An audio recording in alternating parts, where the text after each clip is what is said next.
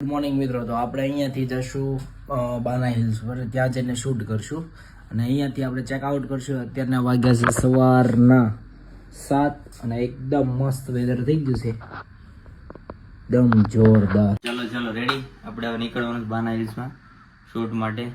એકદમ મસ્ત વેધર છે બહારનું અને ત્યાંનું વેધર તો આપણે સ્કાયની વચ્ચે શૂટ કરીશું એટલે બહુ જ મજા આવશે.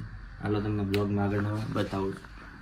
તો આપણે આ ડેસ્ટિનેશન ઉપર પહોંચી ગયા છીએ અને આપણી હવે કાર અહીંયા મૂકી દઈશું અને હવે અહીંયાથી આપણે બાના હિલ્સ માટે ઉપર જવાનું છે. આ છે કેબલ કારનો નીચેનો રિસેપ્શન એરિયા.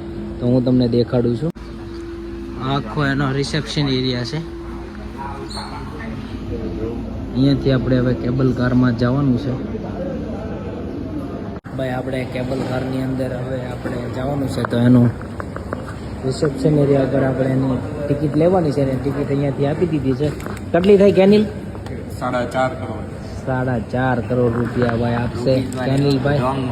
ડોંગમાં છે ભાઈ, રૂપિયામાં નહીં સમજતા ન કરકે હે આ બધા.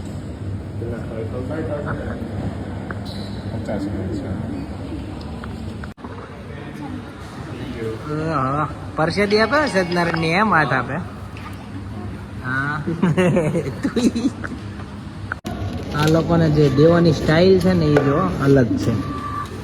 કઈ રીતે આપે, બે હાથે આપે.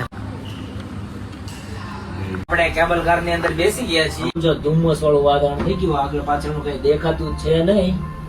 હવે એટલું મસ્ત વાતાવરણ થયું છે ને, જોવા તમે એકદમ જોરદાર નજારો લાગે છે અહીંયાનો બાના હિલ્સ ઉપરનો.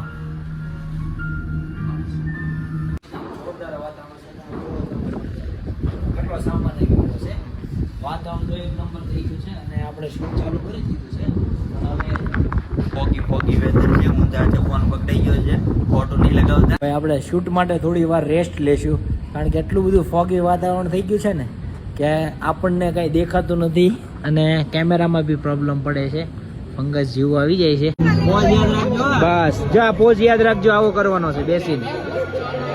બસ વેધર અહીંનું એકદમ મસ્ત થોડું ક્લીન થઈ ગયું છે એટલે આપણે અહીંયા શૂટ કરી લેશું, કારણ કે અહીંયાનો નજારો એકદમ જોરદાર આવે છે. તમને દેખાડી દઉં છું. ગોલું બેહી ગયો છે અહીંયા.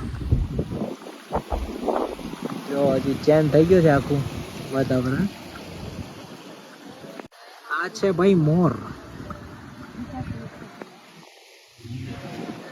મોરનો વ્યૂ તમને દેખાડી દઉં ઉપરથી, એકદમ જોરદાર આવે છે.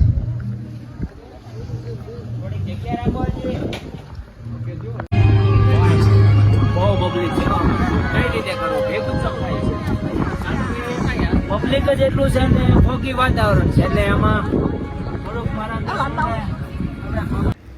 વેધરના કારણે હવેનું શૂટ આપણે હવે અહીંયા બાકી રાખશું અને આવતીકાલે ફરીથી આવશું. ત્યાં સુધીમાં નેક્સ્ટ બ્લોગમાં જોઈશું.